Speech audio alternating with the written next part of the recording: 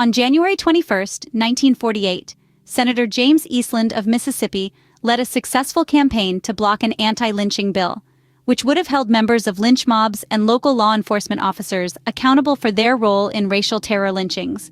Before the Senate Judiciary Subcommittee hearing, Senator Eastland, an ardent segregationist and supporter of white supremacy, proclaimed that time has cured lynchings and refused to acknowledge the role that law enforcement had played for decades in the lynchings of thousands of Black Americans.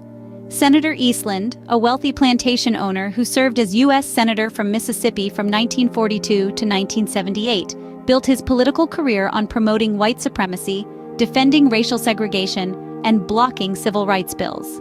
His campaign to block anti-lynching legislation in the Senate was supported by dozens of Southern white politicians who successfully filibustered every anti-lynching bill since the first one was introduced in 1918. At the January 21 hearing, Senator Eastland launched unfounded attacks on the constitutionality of the bill, which would make lynching a federal crime, and disparaged the U.S. Supreme Court as not judicially honest. In contending there was no need for an anti-lynching bill, Senator Eastland incorrectly declared that we don't have any lynchings now. Though the number of racial terror lynchings had declined by 1948, more than 4 dozen lynchings were recorded during the 1940s, including at least 6 in the senator's home state. Senator Eastland's attempt to downplay the history and continuing threat of lynching was particularly blatant, given that Mississippi is among the states with the highest number of documented racial terror lynchings from 1877 to 1950, and considering Senator Eastland's own family ties to that violence. In 1904, the same year Eastland was born, his father, Woods Eastland, led a lynch mob that captured and brutally lynched a Black man named Luther Holbert and an unidentifiable Black woman without trial or due process of law.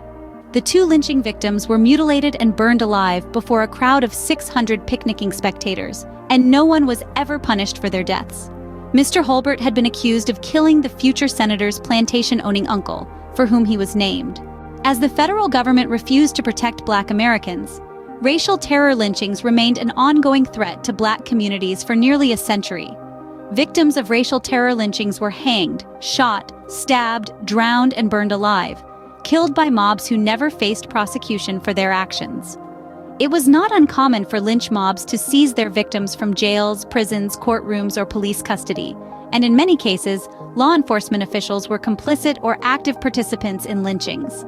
The anti-lynching bill that came before the Senate in 1948 proposed to hold law enforcement accountable for lynchings of people who were in their custody. Due to the efforts of Southern white politicians like Senator Eastland, this bill failed. Out of more than 200 anti-lynching bills introduced in Congress, only 3 passed the House and none passed the Senate until 2018. It wasn't until 2022 that the Emmett Till Anti-Lynching Act was passed by both houses of Congress. It was signed by President Biden on March 29, 2022, making lynching a federal hate crime.